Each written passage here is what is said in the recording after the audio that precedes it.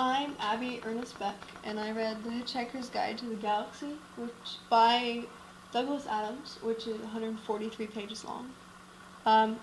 This book here is actually like the ultimate Hitchhiker's Guide to the Galaxy, so it's the whole series. But I just read the first part of this book. I didn't actually read like the whole series.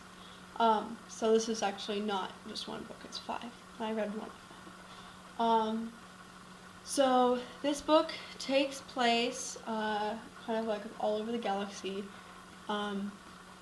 Earth is destroyed right at the beginning of the book to make a bypass. So this kind of follows the travels of Arthur Dent and his friend Ford Prefect around the universe. So let's see, storyline. Well, as I said at the very beginning of the book, it starts out where Arthur Dent's house is being demolished. Then he leaves and finds out that, and Ford Prefect, his friend, who's actually an alien, tells him that Earth is about to be destroyed. And sure enough it is, but they manage to hitchhike a ride onto a boat with Vogons on it, which are not very pleasant creatures. So, they get onto the Vogon ship, and Prefect warns him not to listen to the Vogon poetry, because apparently it's awful. And then the Vogons kick them off the ship after talking to them, and they're thrown into space. And they're about to die when, and odds are that they're not going to survive when they get picked up by the Heart of Gold, which is a ship. And so they end up not dying yet, and they meet on that ship. There's Trillian, who is the only other human that has survived the demolition of Earth.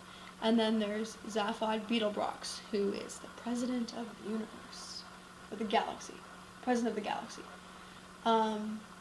And so then they're on the ship, they go around, and they run into the planet Magrathea, and they're kind of surprised because that's just the planet of legends. It's the planet-making planet that that they weren't really sure even existed anymore, but they ran into it, and so they go and check it out. And Arthur meets one of the people there, Slarda Bartfast. What a great name. And there he learns, which is one of my favorite parts, he learns that a supercomputer was created to find the answer to life, the universe, and everything. And after 7.5 million years of computing, it finds out that the answer is 42. But then it decided that it would that it needed to know the question to make that answer worthwhile. So it created a huge supercomputer to calculate the question. But 5 minutes before it came up with a question, this supercomputer was destroyed, and this supercomputer was Earth. But then they think, oh well, maybe part of that supercomputer is still living in Arthur Dent, so they want to buy Arthur's brain from him, and they started doing surgery. This is all mice, by the way. They were gonna go take it from Arthur when klaxons are activated, and that kind of distracts them so that Arthur and his friends are able to escape. And then they manage to escape, and the story ends as they go and eat at the restaurant at the end of the universe for lunch. So let's see, the themes in this story, I don't know, it's kind of it was a science fiction comedy, so it was meant to be really funny, but I guess one theme I saw in it was that uh, we as humans think way too highly of ourselves and our ideas.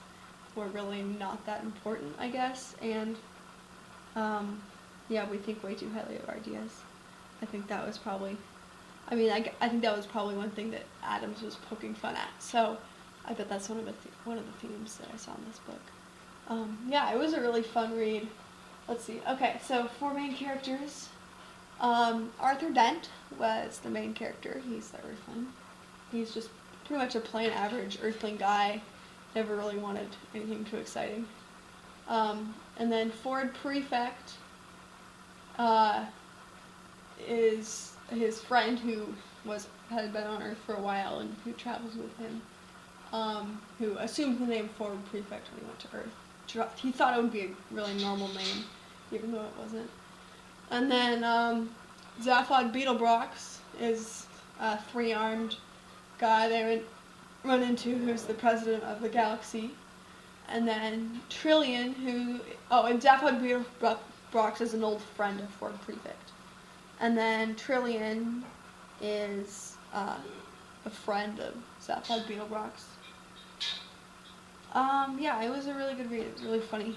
Maybe I'll read the rest of the books for next semester because I think that'd be fun. Yeah, it was a good book.